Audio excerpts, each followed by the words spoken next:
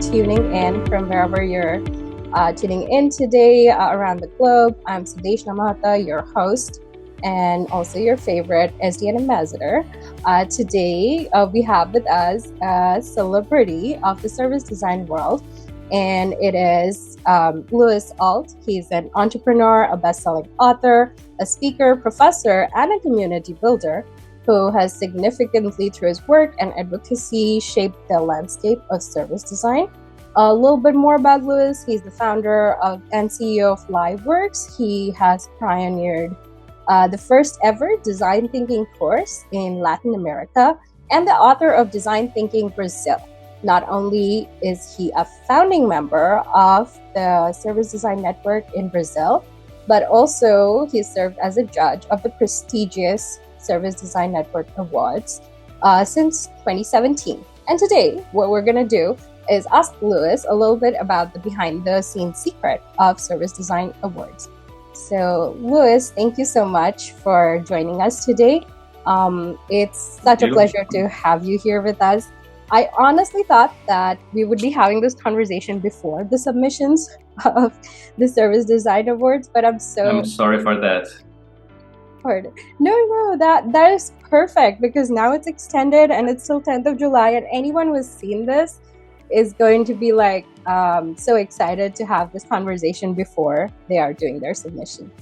All right, so I'm gonna or during, because maybe they will make some tweaks from our conversation here. Yes, definitely, totally. So Louis, actually, I think everyone is super curious, and we got some questions. And I know, as I was a student or Parsons, we also had like a lot of questions when we were starting to, look at the Service Design Award. So just to start us off, like, could you share with us one of your memorable projects or a moment during the awards that was so profound that it really impacted you and changed your philosophy? I have, well, first of all, hello everyone. Thank you for watching. I'm really glad to be here. I have to say, I'm famous among people that know me for not having a very good memory. So I'm going to get really political on this answer, because it's really difficult for me to pick one project or the other. I think there are lots of projects that really help to shape a little bit the industry. I think that the best projects, or many of the best projects in the sector, they somehow or in the award, I'm sorry, they somehow help to show us, juries and practitioners in general, what was the way forward for service design. So it's very difficult to pick one. I really like projects that whenever we have designers that are founders, I really like those projects. I think they are special, because I think that we need to see more founders that are designers. So whenever we had those ones, I really thought they were special. I also like a lot, so I'm not going to name any project, but I might talk a little bit about some of the characteristics related to projects that are special to me. The other thing that I really admire is when a project changes midway through the project. So when people start understanding a bit more about the challenge, and then they discover that the original scope is not enough anymore, and they must change it, and the solution goes to a completely different place than it was expected in the beginning of the project. I think this is quite interesting when it happens, and it's something that we cannot control, right? We can't expect as designers that this will happen every time that we are doing a project, because sometimes we must keep it simple and do what's really expected, and what's really expected is the thing that we should do, as pointed out by research. So whenever we are in let's say a briefing meeting with an organization, what I tend to do most of the time is to write down what I think will happen, what I think it will be recommended, what I think the future service will look like, because then we can compare by the end of the project and see, okay, this happened, this didn't happen, and etc. And most of the time, whatever I write down in this beginning of the project, in the kickoff meeting or in the briefing session, it's really completely different than what ended up happening. So, but this change feels natural most of the time, right? Whenever we are doing the work and understanding a bit better the organization, the context, the beneficiaries of the service that we are designing. So this is one of the characteristics that I really admire. And finally, I think that to me, one of the most important things about our work is the way that people are compelling their storytelling and how much they can get the message through. So I see lots of projects that are just talking about what was done, but without explaining really why this was important and where did this activity, let's say, get them. So it's kind of like, okay, then we did this interview with the stakeholders, and then we did some workshops, and then we had some ideas, and then we prototyped those ideas. This is an empty storytelling. It's not telling me, okay, what did you learn with these conversations? What kind of ideas you had, and how you prioritize them, and what kind of strategy you came up with to move forward, or to inform the idea generation. So this is kind of what's special to me. It's not telling about the activities and the tools, but much more about the content that came from those activities and those stages in the project. It's almost like almost leaving out the main why, because you keep always trying to get down to the bottom like the core problem that you're seeing, and then why is this behavior important, or hey, why didn't that prototype work? Almost taking all the learnings and the research and translating that into exactly. a solution.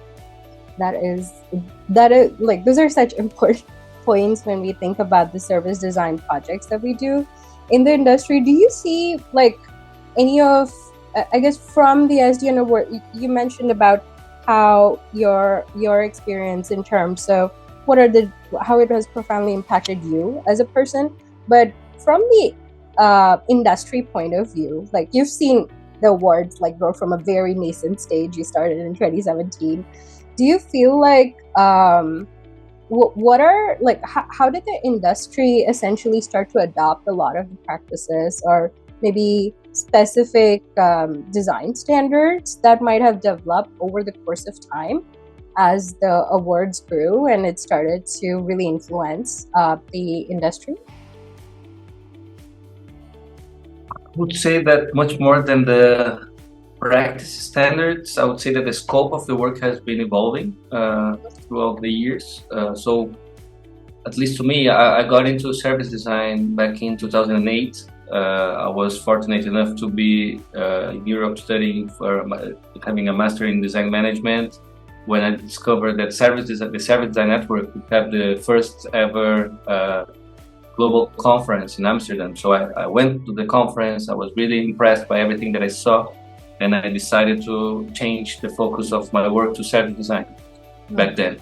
And at that point, in my opinion, service design was really about thinking of the customer experience, thinking about how not only customers, but let's say customer experience in the sense that, okay, how this service is going to be structured, or so the experience of someone will be the best possible. So it was really straightforward in my opinion. And of course, how the organization should be also structured so that this service would be possible in its next stage. But it was really focusing on achieving the best possible customer experience or citizen experience or anything. And then I would say that two things happened in my opinion, started to happen. One is that we started talking a lot about not only the service experience but the service offer. So we became more strategic in terms of helping organizations to define value propositions. So this was a very interesting step for service design, I would say. But then we started also applying the same ideas and the same tools, the same approach to the employee experience later on, because the idea is the same. The only difference, as I say, is that employees, they pay with their time, with their life. Let's say they receive money, but they are giving an important part of their life to organizations. So that's how we as employees, we pay the organizations that hire us. And currently, okay, and then we have all of the different types of, and this is a very long conversation, maybe we shouldn't start going there, but we can talk about how much digital services became and how this influenced the way organizations are structured. So, and by this transformation that started to happen, I think that the scope of our work also changed, because we started also helping organizations to structure themselves in ways that are not directly attached to the service. So how what kind of teams should I have, and with what skills and capabilities, and what are their methods, and how do they measure value and prove their value, so the rituals that they should embed, the design principles, everything related to the work that is not that eventually leads to the service, but it's not the backstage of a service. It's a bit further away from that. I'm not sure if I'm explaining myself clearly, but that's the idea. So I think that the scope of service design has expanded quite a lot in the years since not only 2017 when we started the service design, or at least I started working as a jury member for the Service Design Award, but ever since I began working in service design. Correct. And it is so interesting to see that expansion over years, because you're starting to touch like a lot of different disciplines. There's so much interdisciplinary collaboration, or yes. that like they start to merge together, and you just wonder where is the beginning and where is almost like the end of service design. Have you been able to define that just broadly in terms of like how holistic service design is from like a zooming out perspective? Well, it's not up to me to decide. I think it's something that is happening in the market as we speak, and inside organizations. And I think there are many different models being applied and tested within different regions, different sectors. It's really hard to get to a place where I can tell you, okay, this is how things should work together in terms of how product designers work with product managers, with engineers, with design researchers. I think every organization has its own model, and we are seeing even within service design how different roles can service designers get. So I've seen lots of service designers very, very far from the actual customer experience, because they take care of orchestrating the internal activities required for the customer experience to happen. So as there's an article by Nielsen Norman Group where they explain exactly that for them, user experience designers are responsible for the user experience, so then we are going to get into another place of not agreeing in specific terms, but the idea of, okay, everything that the customer sees is the responsibilities would be from user experience designers, and then service designers would be taking care of backstage and making sure that they are working for this experience to happen in the best way possible. I don't necessarily agree with that, but that's what's some organizations, how some organizations are using service designers. So there are many different possibilities within this space. To me, the only thing that would be important to say is that there is a value, an immense value in the service perspective. I don't think that organizations that went through this, traditional organizations, I mean, that went through this transformation of having more digital teams, divided by journeys and by products, they are still not getting the value of assembling everything and looking at everything as a one connected piece that service designers can bring. So I see a bright future ahead. I think that the service design still has a lot to add. We are in the beginning of our journey, I would say, because we need to change the mindset of organizations. We would talk a lot about, customer centricity, and then there is a product centricity that is killing this customer centricity, in my opinion. That is such a valuable thing to think about. It just got me curious, are they specific trends that you're seeing in terms of, if we even narrow it down to the projects that are being submitted, because we have a number of categories for the SDN awards, are they specific trends or topics that you're seeing really rise above in the recent years, and do you predict for it to remain the same or change as we go forward? I think that those changes that I mentioned on the organizational impact that service design can bring is one of the main ones. There are lots of projects focusing on getting close to the strategic layers of the organizations, and also helping how the organizations should function. So it's not only about the service that customers see, but how everything happens within the organizations. So to me, this is one important trend. And I would say that in terms of the award itself, one of the things that we've been trying to promote with the award is that service design, it's an interesting type of design, let's say, because it's like if you get industrial design to evaluate the quality of a project, we can look at the final piece and here it is. I can see if the design was interesting or not, because I can see how people pick the materials and the shape and the usability of things. It's really easy to judge a piece like this, an object like this. But when we talk about services, service design, we have to judge both the process and the final outcome.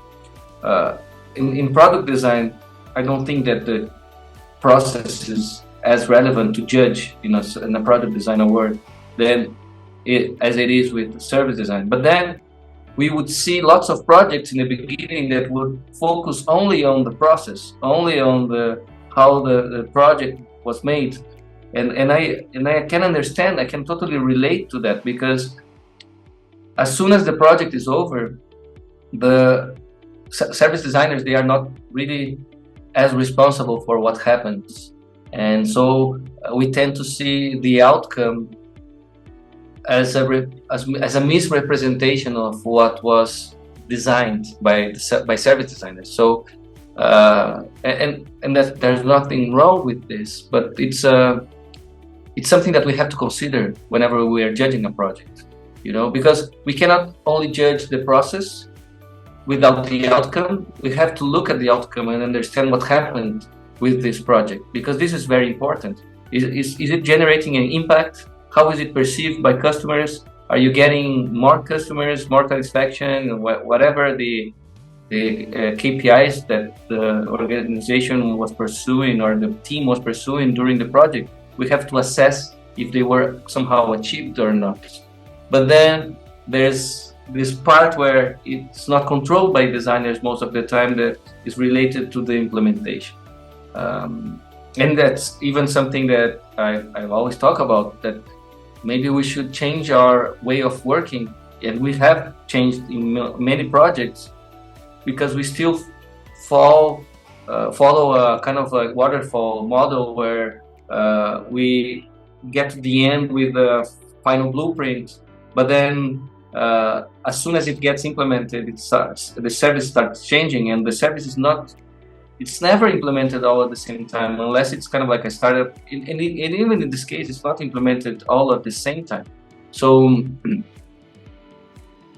but then if you are making ongoing changes and participating and iterating and, kind of like learning with the implementation and with the operation, which is, in my opinion, the right thing to do, how will you judge this process? The process is kind of like fragmented, so it's really complex, and the complexity of this of our practice is what's really interesting, and what's really how much more complex it started to become is what really has interested me in the past few years. And just a very few quick comment. What I expect for this year is a lot of AI stuff. Everybody's talking about AI, so it's kind of like I imagine that every project will try to add some AI spice to its the magic dust of AI. I think that this might happen this year. Let's see. Yeah, that is definitely interesting, and I can see how that might actually happen. It's like the buzzword everywhere now. Exactly. Just back to, as you were talking about, like how transferability is difficult, because you're almost transferring a vision, and then in the implementation, it just sometimes doesn't adopt the entire thought process of it. So do you recommend, like, service design stay near the process to complete implementation, and service design blueprint is more like a live thing that keeps updating? Totally. I think that's the path forward. We are seeing companies like they do, with tools for journey management and what they're calling journey governance. So I think that's going to be more and more a role. We have to understand that services are complex. They are becoming more and more complex, with new channels, with new devices, new ways of interacting with organizations and getting things done as consumers or customers. So as services get more complex, so will organizations, and it will be really hard to fit all those pieces together in beforehand and expect that they will continue like they were assembled in a project. So I think that we will have to be closer and closer to the implementation and to the operation. And I, as a consultant, I see this happening in our projects. We've been having teams working within organizations continuously, instead of doing projects. We continue doing projects, more strategic projects, where we define, okay, this is the way forward, or this is the new value proposition. So whenever we are trying to come up with big changes, I think it's good to have more time, dedicated teams to get to this place. Okay, this is where we are going, but then in the day-to-day activities of service designers within organizations, I think it will be much more, and it's already happening, much more, much closer to the operation. True. Those are some really great points, and I'm actually good. I know we started diving more deeper into service design itself. I'm gonna just bring us back to more of the SDN award line that we have here. So I know one of the you've written this amazing article on what is an award-winning project like for the SDN Awards. Just going into the depth, like in walk us through the importance of like how methodology is like a very much higher percentage when you're evaluating that, and what would today be like three things that would set apart an award-winning project for you? That's a really difficult question. Let me tell you, when I started when Carrie Bodine was the president of the award, and she invited me to join the jury, I started judging and evaluating the projects. It was really I felt like really I had no. I lack materiality, let's say. How can I, evaluate or compare this project with this project, especially because scopes can be so much different and the sector. So it's kind of like, it's really difficult to compare, bananas with apples. It's kind of like, so how can I do this? And then I decided to create what eventually became this article that you talked about with the criteria that we are using. So I'm trained as an industrial engineer. I have a bachelor in industrial engineering. So I really like spreadsheets still. And then, so I created this spreadsheet with some of the things that, to me, it would be really important to assess. Like, okay, let's talk about the challenge. Is it a very challenging challenge? The project, what they are intending to do, like in the Olympics when they are, the gymnasts are trying to do something. As the more difficult it is, the more the grades can be better, because you have to somehow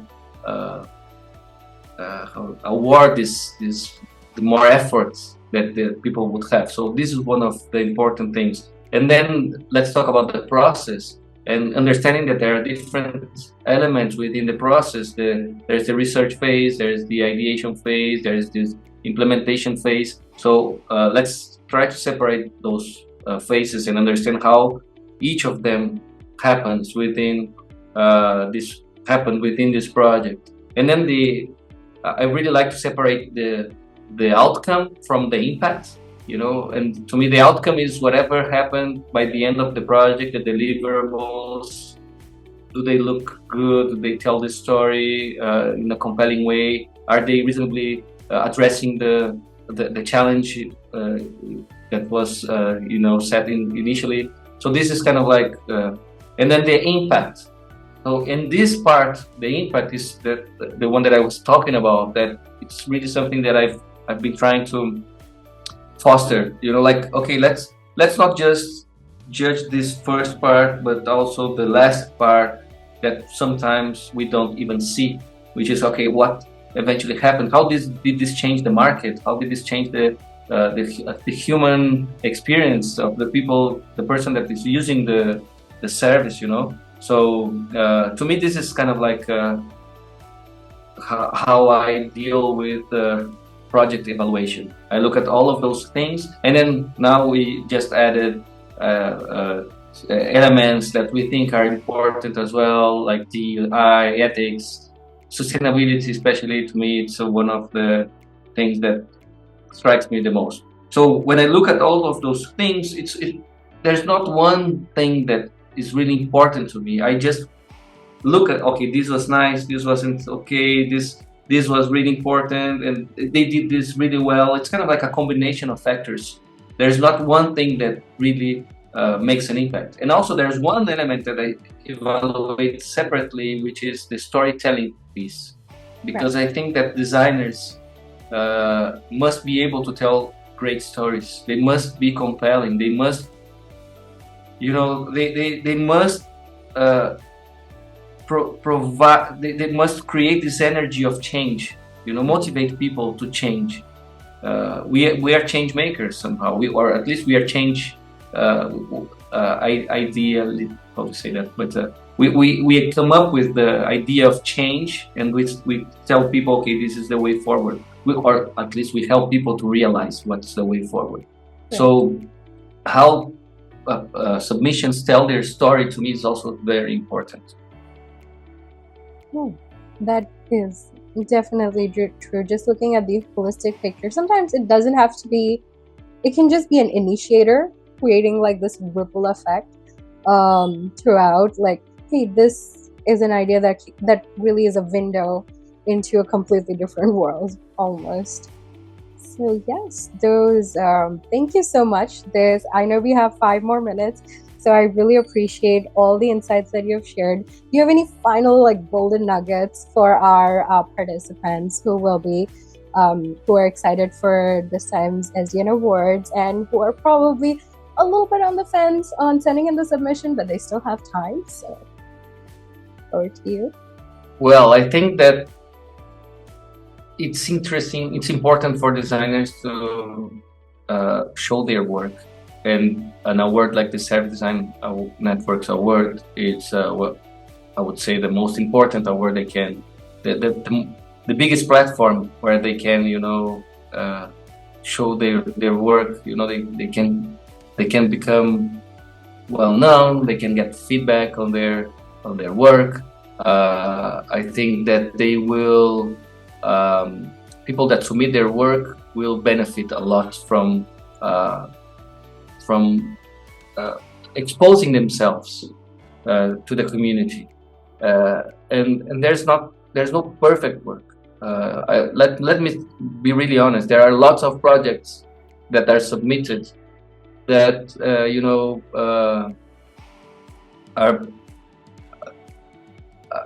from beginners, from people that are just starting to practice. So and we understand that, and even in those projects, sometimes we find things that we really value. Every project has something that can be valued somehow. So I think it can be very important for a professional or for an organization to share what they are doing, and if it's not for students, that it's kind of like the idea of getting well known, or getting feedback. For organizations, is a very good marketing tool. Sometimes, it's a way of like, okay, we've competed globally with other organizations worldwide, and we were finalists. So it's kind of it's a way of it's a credential that it can be quite interesting in the marketplace. So yeah, this is going to be my last year on the award. I told Birgit that I wanted to I want to open space for other designers. I've been with the award for so long now that I really love this, because I get a chance to see everything or lots of things that are happening all around the world. So to me, this is one of the most special parts of my year, is when I get to judge those projects, which is going to happen next month. To me, it's really special. But hey, I have to open space for other people to do this. So but also I'm really looking forward, because I never wanted to submit our work to the award. So now I think we'll try to win some awards that we haven't in the past years. That is so awesome. Yeah, we are going to compete now, probably. So that's going to be quite interesting as well. And finally, I think that the golden nugget is to be curious, always to be curious on services. I think that's this curiosity on services that people can sometimes, that people should have, designers should have. Designers should be curious, try services, understand the new technologies, the new devices, and whenever there's a new service being launched, kind of like, okay, let me create an account on this one, because maybe this can teach me something. So whenever we see curious designers, it shines through the submissions. So maybe being curious is one of my golden nuggets that I could share. Definitely. And thank you, Louis. With that, we are at our last minute, and I really appreciate all the amazing advice that you had. And to all our participants out there, this is your final chance to compete with Lewis and his team. So if you haven't sent in your submissions and projects, please take it out. No project is perfect. Just submit it, and you will have a host of other people that you'll be meeting and exchanging so many things. And who knows, you might just create the next ripple effect. So thank you so much.